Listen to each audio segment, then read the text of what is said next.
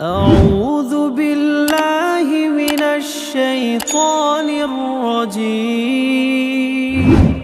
بسم الله الرحمن الرحيم. الرحمن علم القرآن خلق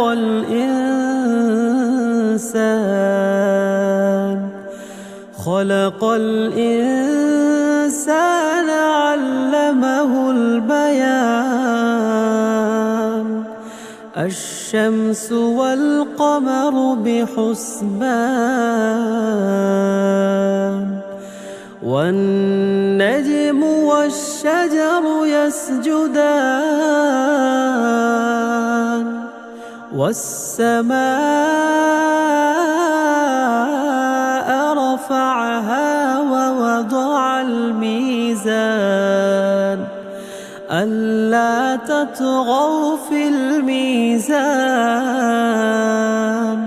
وأقيموا الوزن بالقسط ولا تخسروا الميزان والأرض وضعها للأنام فيها فاكهة والنخل ذات الأكمام والحب ذو العصف والريحان فبأي آلاء ربكما تكذبان. خلق الإنسان من صلصال كالفخار وخلق الجان من مارج من نار فبأي آلاء ربكما تكذبان. رب المشرقين ورب المغربين فبأي آلاء ربكما تكذبان. مرج البحرين يلتقيان بينهما برزخ لا يبغيان فبأي آلاء ربكما تكذبان. يخرج منهما اللؤلؤ والمرجان فبأي آلاء ربكما تكذبان. وله الجوار المنشآت في البحر كالأعلام فبأي آلاء ربكما تكذبان. كل من عليها فان ويبقى وجه ربك ذو الجلال والإكرام فبأي آلاء ربكما تكذبان. يسأله من في السماوات والأرض كل يوم هو في شأن فبأي آلاء ربكما تكذبان. سنفرغ لكم أيها الثقلان فبأي آلاء ربكما ربكما تكذبان يا معشر الجن والإنس إن استطعتم أن تنفذوا من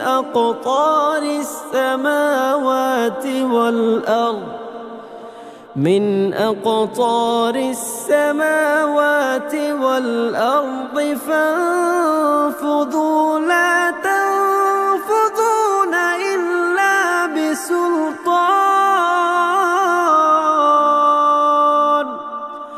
فبأي آلاء ربكما تكذبان يرسل عليكما شواظ من نار ونحاس فلا تنتصران فبأي آلاء ربكما تكذبان فإذا انشقت السماء فكانت وردة كالدهان فبأي آلاء ربكما تكذبان فيومئذ لا يسأل عن ذنبه إنس ولا جان فبأي آلاء ربكما تكذبان يعرف المجرمون بسيماهم فيؤخذ بالنواصي والأقدام فبأي آلاء ربكما تكذبان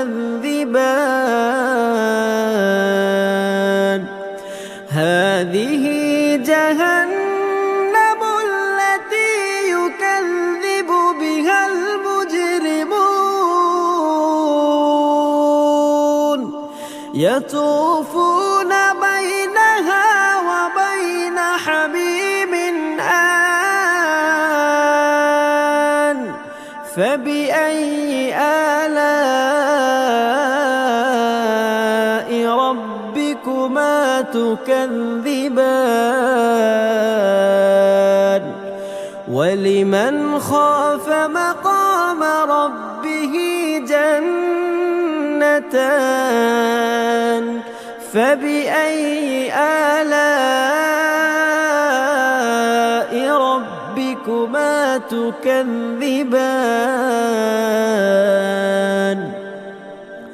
ذواتا أفنان فبأي آلاء ربكما تكذبان فيهما عينان تجريان فبأي آلاء ربكما تكذبان فيهما من كل فاكهة زوجان فبأي آلاء ربكما تكذبان متكئين على فرش بطائنها من استبرق وجنى الجنتين دان فبأي آلاء ربكما تكذبان فيهن قاصرات الطرف لم يطمثهن إنس قبلهم ولا جان فبأي آلاء ربكما تكذبان كأنهن الياقوت والمرجان فبأي آلاء ربكما تكذبان هل جزاء الإحسان إلا الإحسان فبأي آلاء ربكما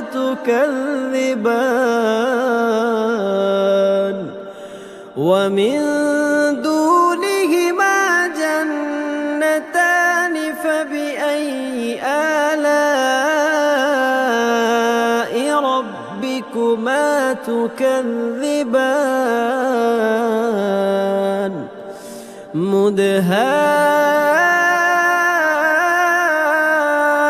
مدهامتان فبأي آلاء ربكما تكذبان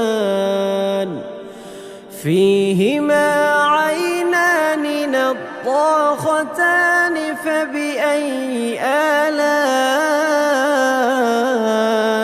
ربكما تكذبان فيهما فاكهة ونخل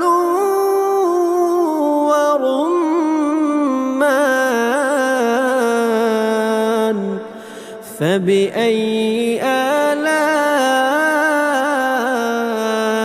ربكما تكذبان فيهن خيرات حسان